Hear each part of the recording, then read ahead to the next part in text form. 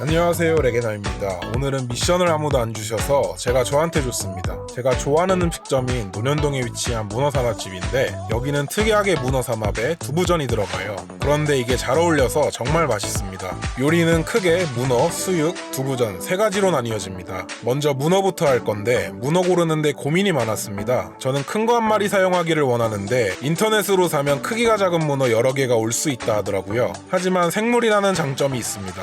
손질해서 삼합하는 제품도 있지만 저는 물을 이용해서 부드럽게 하기 위해서 생물을 사기로 했습니다. 여러분은 손질하는 게 귀찮고 힘들다면 손질되어 있는 문어 사는 것도 괜찮을 것 같습니다. 큰 거 한 마리가 왔길 바라며 경건한 마음으로 열어보겠습니다.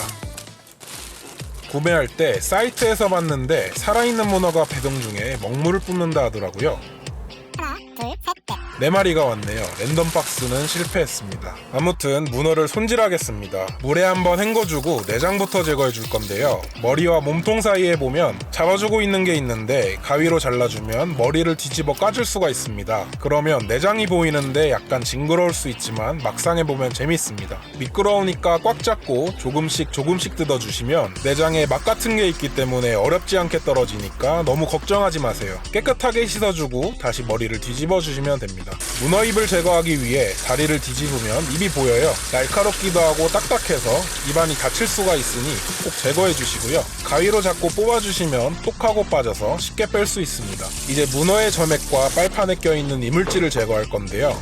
소금을 뿌리고 여러 번 빨아주시면 끝입니다. 이게 말은 쉽지만 중노동입니다. 밀가루를 뿌려서 세척하는 방법도 있지만 오히려 밀가루가 낄 수가 있어서 저는 소금만 사용했습니다.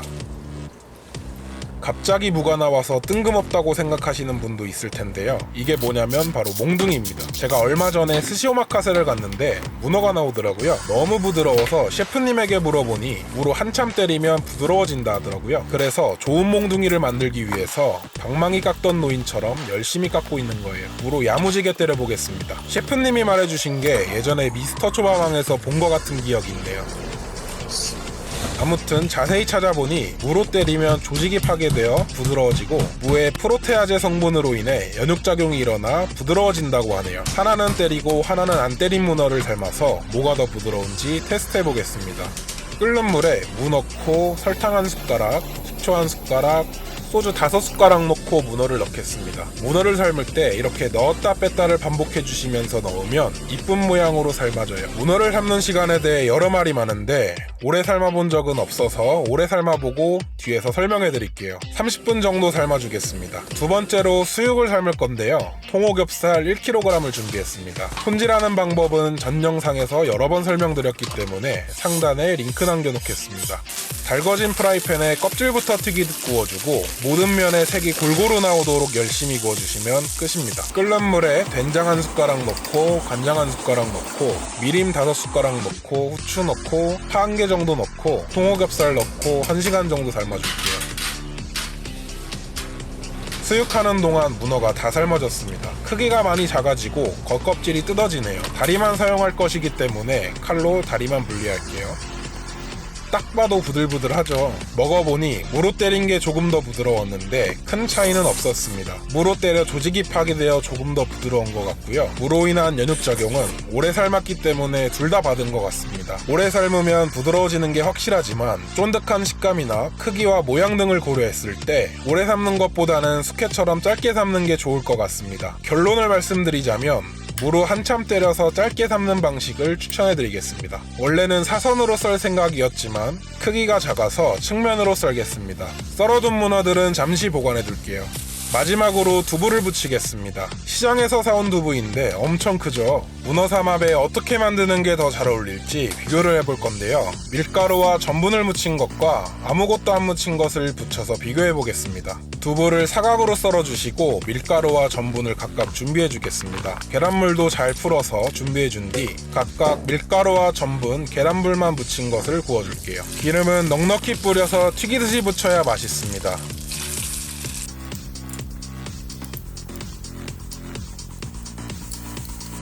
밀가루는 가장 맛있었지만 밀가루의 텁텁한 맛이 나고요. 전분은 가장 바삭했지만 밀가루와 큰 차이는 없었습니다. 계란만 묻혀서 부친 것이 가장 부드러웠습니다. 저는 부드러운 것을 원했기 때문에 계란만 묻혀서 부치는 것으로 선택했습니다. 백종원 선생님이 추천하신 들기름으로도 한번 구워볼 건데 구워놓고 잠시 후 먹어볼 때 말씀드리겠습니다.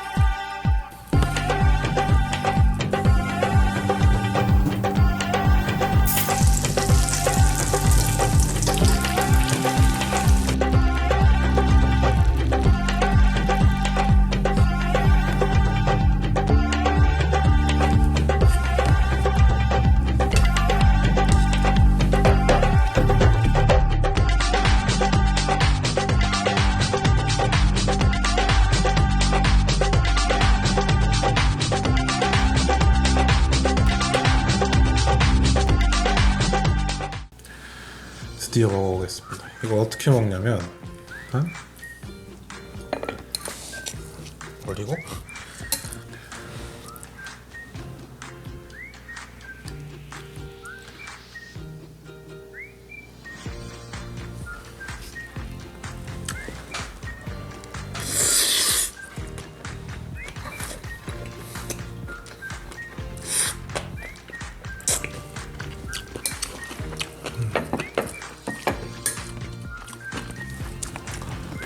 너무 맛있다. 이거 가게에서 먹던 거랑 맛이 비슷해요. 지금 먹은 게 식용유에 구운 거 먹어봤는데 들기름에 구운 거 한번 먹어보겠습니다.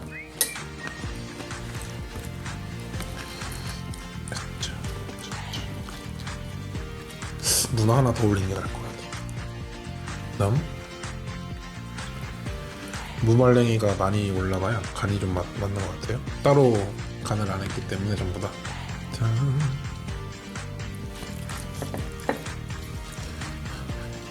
들어가.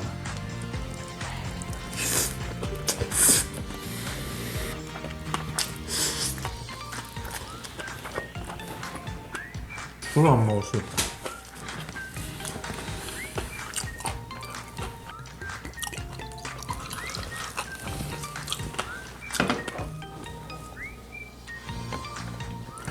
두부는 들기름이 뭐 따로 먹으면 맛있기는 한데 들기름 향이 다른 음식들을 다 잡아먹어요. 그래서 그냥 식용유의 한 개 조합에서는 더 나은 것 같습니다.